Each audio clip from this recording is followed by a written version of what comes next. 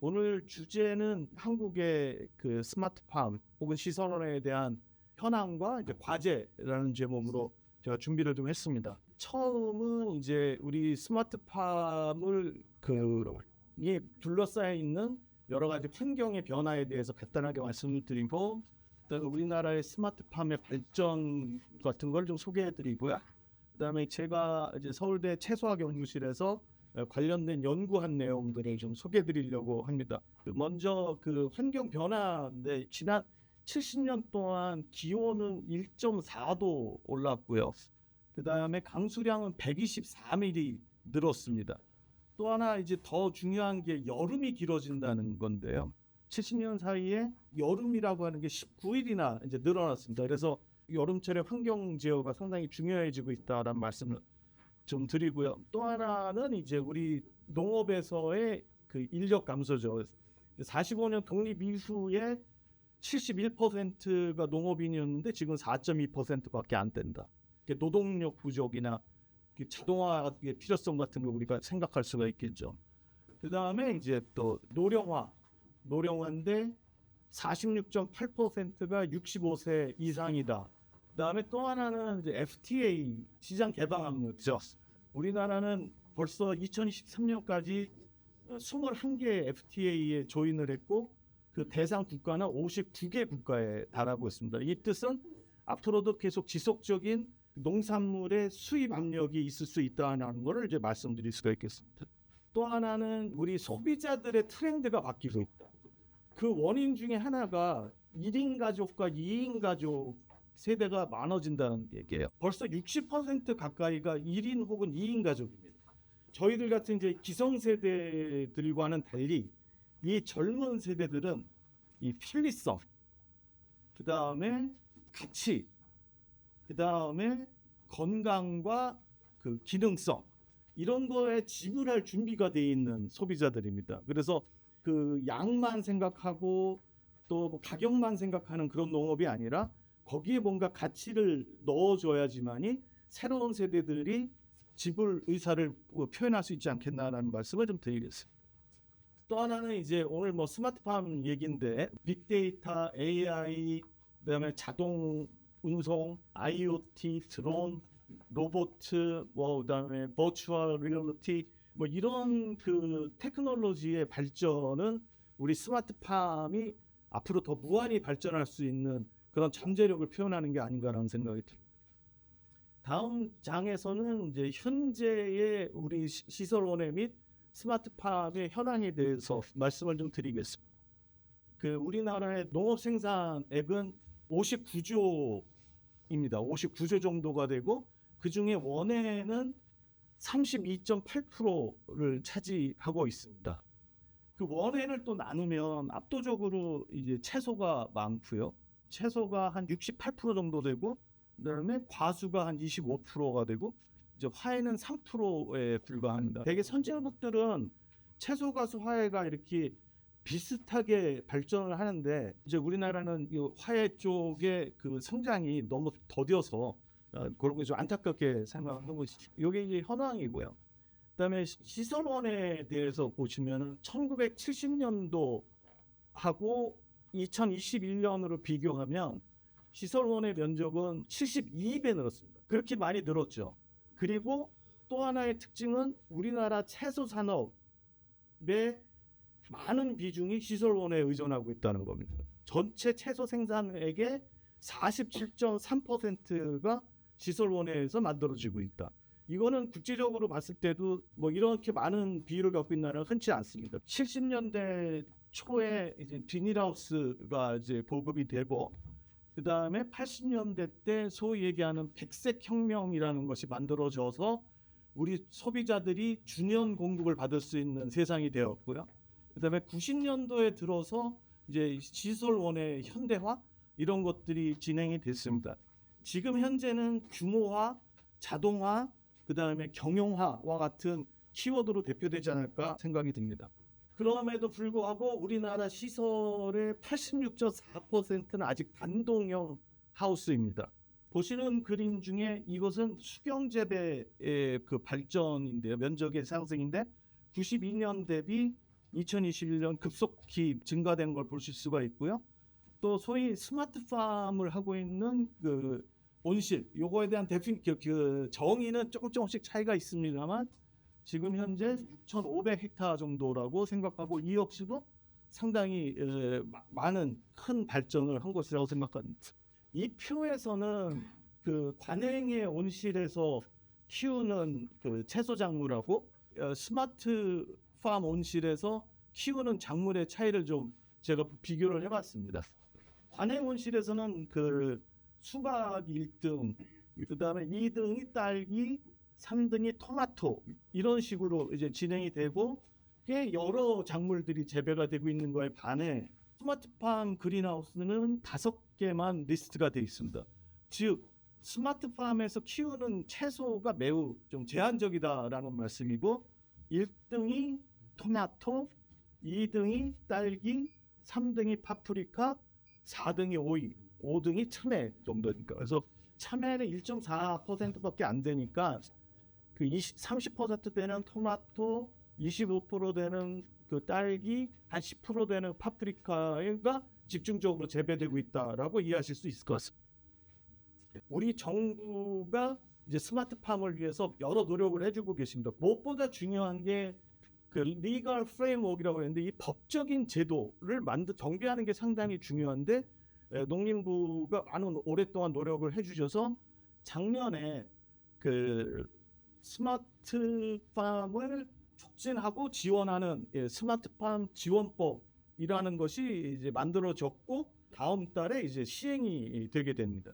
또한 이제 정부는 스마트 파밍을 하는 매니저들에 대한 그 자격 인증제를 이제 시도하고 있고요. 그다음에 농가 혹은 회사를 대상으로 하는 이 다양한 그 지원 정책들을 마련해가고 있고 계속 확대되지 않을까 기대하고 있습니다.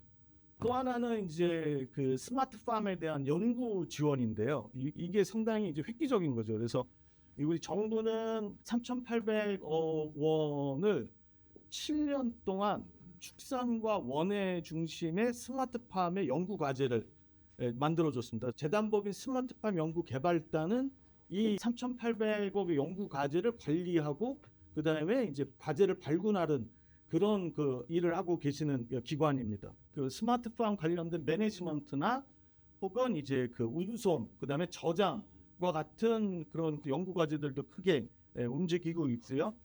노지나 이제 과수까지도 이제 좀 더 확대돼야 되는데 이제 조금 기다리시면 아마 준비가 되지 않을까 생각을 하고 있습니다. 저희 연구실에서 했던 스마트팜과 관련된 연구들을 쭉 나열을 했는데 첫 번째는 폐쇄형 음료 시스템이라는 인공광을 이용한 식물 공장인데 모종 생산에 전념하기 위한 것입니다. 이 일은 제가 2003년부터 시작을 하고 각종 새로운 광원들이 나올 때마다 다른 광원들 혹은 광원들의 콤비네이션의 조건 속에서 자라는 식물체의 피노타입, 표현형과 유전적 발현 이런 것들을 계속적으로 지금껏 해오고 있는 내용이 되겠습니다. 두 번째, 이것도 꽤 오래전 일인데 안전적으로 샐러드를 공급하는 식물 공장이 있으면 좋겠다. 이게 벌써 한 10년이 훨씬 넘은 것 같습니다. 그때만 해도 여름에 이 샐러드 가격이 폭등하거나 물건을 구하기 어려울 거다라고 생각을 아직 못했었는데 롯데리아에서 이런 걸 하면 어떻겠느냐라고 해서 저희가 그 양평동에 식물 공장을 저어드린 적이 있습니다. 이제 두 번째는 라면 회사인데요. 이 오염이 전혀 되지 않는 그 스프 플레이크를 만드는 대파를 식물 공장에서 줘보자라고 하는 프로젝트였습니다.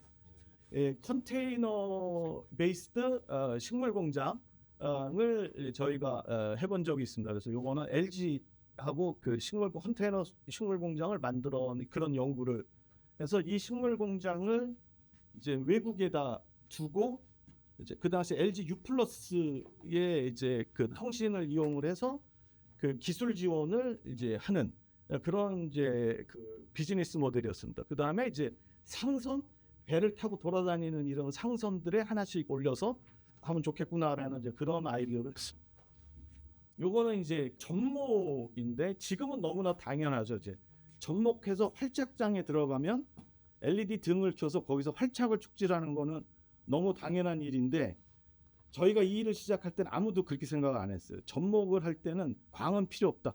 습도만 유지하면 된다라고 해서 전부 다 뒤집어 씌워놓고 조금씩 지나면서 열어주는 뭐 그런 시절이었는데 아니다. 그 접목이지만 우리가 그 다리가 떨어져 있는데 떨어진 채로 하면 접수에 물이 못 올라오지만 완벽하게 생물학적으로 붙진 않았지만 우리 기부 싸고 있지 않느냐.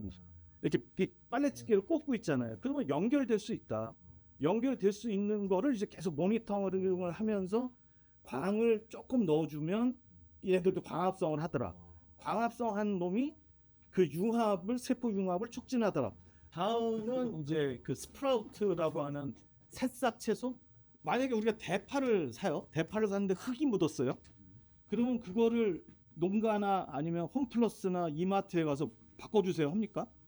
아니죠. 그거 먹고 배탈 났어요. 그래가지고 그 소송 걸면 이깁니까? 아니죠. 즉 뭐냐 농산품은 안전이나 이런 그 청결에 대해서는 소비자의 책임입니다. 그렇게 농사를 졌고 그렇게 배추 팔잖아요. 파프리카 만들고. 그런데 이제 슬슬 바뀌어지는 거죠. 왜? 살균하고 세척해서 포장을 해서 팔면 얘기가 달라지는 거예요. 식물 공장은 무균 시설인데 자꾸 뭐가 생기는 거예요. 자꾸 이제 곰팡이도 나오고 뭐 이런 게. 봤더니 종자 소독을 했는데도 전자현미료 보니까 어떤 애들은 이렇게 색깔이 별로 안 좋고 거칠거칠하고 어떤 애들은 깨져 있고 요 속에 그 균들이 이제 살아남아 안에 끼어들어가면 살균의 효과가 안 나고 그런 애들이 재배 중에 이제 발병을 한다. 이제 그래서 요 살균법을 좀 개발해서 그 농가에 보급을 한 적이 있고요. 요거는 이제 일반 식물 공장이 아니고 베이비리프. 그래서 되게 어린 식물을 공급하는 식물 공장을 저희가 이제 완성을 해드렸고요. 그다음에 다 옛날에는 생각해 보시면 빨간색 LED하고 파란색 LED 조합해서 한 것만 있었는데 이제 백색 LED 등이 나오니까 이걸 한번 써보면 좋겠다. 근데 백색 LED 등은 잘 아시겠지만 원래 청색광의 청색 LED에다가 형광 물질을 발라서 이 장파로 이제 시프트를 시켜서 백색광을 만들어주는 원리입니다. 그래서 일반적인 딱 봐서 LED를 봤을 때 파란색이 나올 정도로 맑은 색은 청색광이 되게 많은 거예요. 그러면 생육이 좀 늦어집니다. 그래서 이 업체는 조금 더 그래서 웜 화이트, 좀 더 따뜻한 기분이 나는 이 장파가 많이 포함되는 LED를 만들어서 이제 보급을 했고요.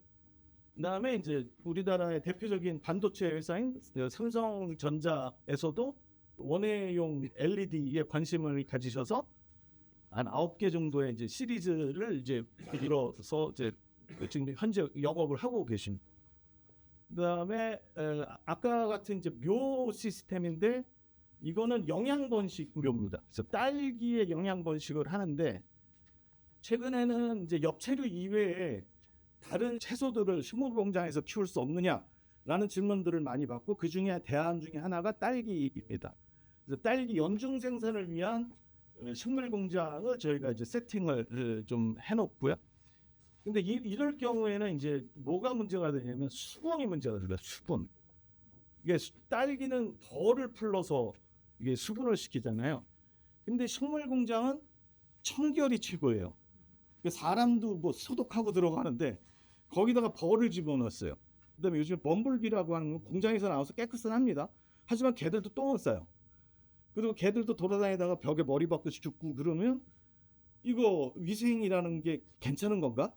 근데 전 세계 모든 식물 공장은 다 벌 집어넣고 있습니다 지금. 근데 그게 벌 집어넣지 않고 딸기 귀한 거 없이 키울 수 있는 방법이 없을까라고 해서 저희 박사과정 학생이 이 꽃가루가 들어있는 약이라고 하는 거에 계약 터지는 거에 이 환경이 어떻게 영향을 미치는지, 그 다음에 고유 진동수가 얼마여서 얘네들을 이제 바이브레이션하고 바람을 이용해서 이제 꽃가루를 날려서 기형과를 없애는 그런 도전적인 연구를 좀 하고 있습니다. 또 하나 이제 되게 재밌는 거는 이제 식물 공장에서 LED로 등을 키우다 보니까 자연에 있는 자외선이 없어요. 그런 조건에서 식물을 키우다 보니까 그리고 이제 되게 빨리 키우니까 평소에는 관찰되지 않았던 수포증, 그 피부에 물집이 잡히는 것들을 저희가 발견하게 됐습니다. 그래서 그 원인이 뭔가를 봤더니 이제 UVB가 부족한 조건에서 하면은 이런 게 생긴다. 그래서 수포증이 나오지 않도록 하는 게 있고, 최근에는 아까 같은 일로 이제 공심채, 그 워터 그 스피너치라는 공심채를 키우고 있는데, 공심채도 이 수포층이 이파리로 줄기에서 많이 나오는데, 옛날에 데쳐 먹을 때 이런 거 있어도 신경이 안 쓰는데 이걸 샐러드로 먹으려고 그러면 이게 기분 나빠서 못 먹잖아요. 그래서 이걸 없애는 방법을 이제 알았고, 그걸 없애기 위해서는 여기 있는 애는 어떤 특징의 스포증이고 이걸 없애려면 무슨 재배법이 필요하다, 이런 연구들을 하고 있어요. 최근에는 아이패드 과제로 하고 있는 건데요.